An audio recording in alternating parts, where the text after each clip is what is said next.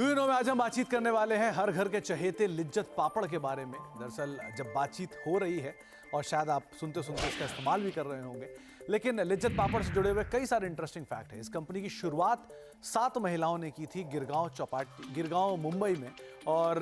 करीब 70 साल पहले इसकी शुरुआत हुई थी। रफली उस समय पर 80 रुपए के साथ इसकी शुरुआत की गई थी, जो कि बोरोड सम था। लेकिन धीरे धीरे करके इस कंपनी ने मेजरली एक्सपैंड करना शुरू किया और वो 7 महिलाओं की यूनिट से आज 47,000 महिलाओं का यूनिट यहाँ पर बन चुका है। कुछ और इंटरेस्टिंग फैक्ट की बात की जाए तो सबसे पहले तो इस कंपनी के जितने भी मेंबर्स हैं, चाहे 47,000 मेंबर्स जो हैं, वो कभी भी किसी भी डिसीजन को लेकर कोई भी कॉल ले सकते हैं। हमेशा उनके बीच का जो प्रॉफिट है वो बराबरी में बंटता है, और कभी भी कोई भी मेंबर किसी भी डिसीजन के अगेंस्ट जाके फैसले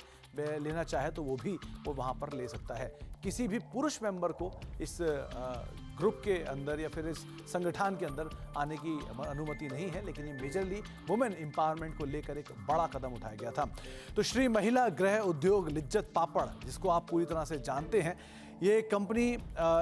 लिज्जत पापड़ को ओन करती है। और धीरे धीरे करके इन्होंने शुरुआती प्रोडक्शन तो कमज़ोर था, लेकिन उसके बाद जब रफ्तार पकड़ी तो आज हम सब जानते हैं किस तरह की ग्रोथ ये देख रहे हैं, किस तरह की डोमिनेंस ये स्पेस के अंदर रखते हैं। बहुत सारी दिक्कतें शुरुआत में आते हुए दिखाई पड़ी थी, लेकिन पहले तो ये भुलेश्वर में, अपने जो मुंबई में एक मार्केट है भुलेश्वर मार्केट, वहाँ पर एक सेलेक्टिव रिटेलर को अपने प्रोडक्ट बेचती थी। लेकिन धीरे धीरे अब इनका एक बड़ा डिस्ट्रीब्यूशन सेंटर है मुंबई महाराष्ट्र में, जिसके ज़रिए ये एक्सपैंड कर चुकी हैं। एक इंटरेस्टिंग फैक्ट ये भी है कि ये जितने भी पापड़ की इंग्रेडिएंट्स हैं वो सिर्फ मुंबई से ही खरीदती हैं, भले इसका प्रोडक्शन कहीं भी हो, क्योंकि प्रोडक्शन जो इनपुट प्रोडक्ट है उसकी क्वालिटी में कोई कॉम्प्रोमाइज़ ना हो, इसीलिए एक ही जगह से, एक ही शहर से, एक ही राज्य से इसके सारे प्रोडक्ट को खरीदा जाता है, और उसके बाद वो तमाम जो वर्कर्स हैं उनको आगे चल के डिस्ट्रीब्यूट किया जाता है फर्दर प्रोसेसिंग के लिए।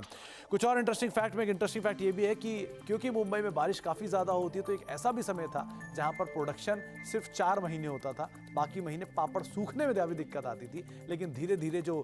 ओरिजिनल ओनर्स थे उन्होंने एक अच्छा सोल्यूशन निकाला और स्टोव की मदद से अपने पापड़ों को सुखाना शुरू किया, और वहाँ से धीरे धीरे करके नई यूनिट्स, नई फैक्ट्रीज और साथ साथ नए इनोवेटिव वेज जो कि उन्होंने यूज़ किए इस ग्रुप के एक्सपेंशन को लेकर। 1962 में इस प्रोडक्ट का नाम लिज्जत रखा गया, और लिज्जत इसलिए रखा गया क्योंकि गुजराती में लिज्जत का मतलब होता है टेस्टी, और वहाँ से इस प्रोडक्ट के नाम को हम सब जानते हैं, ये एक हाउस होल्ड नेम बनता हुआ दिखाई पड़ा।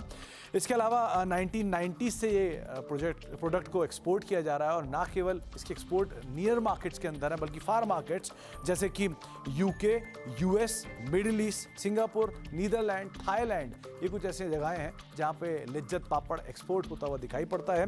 और करीब करीब कुल प्रोडक्शन का 30 से लेके 35% हिस्सा जो है वो आज भी लिज्जत पापड़ एक्सपोर्ट कर देता है। इसके अलावा जो इंटरेस्टिंग फैक्ट में एक और फैक्ट ये भी है कि ये ग्रुप कभी भी कोई तरह की डोनेशन या चैरिटी इस्तेमाल नहीं करता है, और खुद सेल्फ रिलायंट,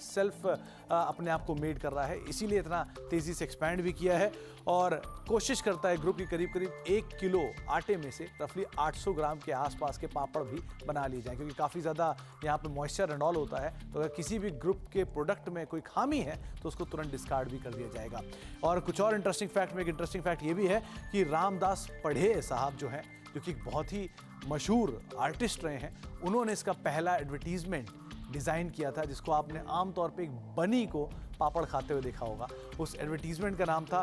बनी द फनी, और उस एडवर्टीजमेंट की सफलता के बाद उस बनी का इस्तेमाल आज भी लिज्जत पापड़ के लोगो के तौर पे किया जाता है। तो बहुत सारे इंटरेस्टिंग फैक्ट लिज्जत पापड़ से रिलेटेड खाते खाते ने ज़रूर याद रखिएगा। कुछ और फैक्ट लेकर भी आते रहेंगे।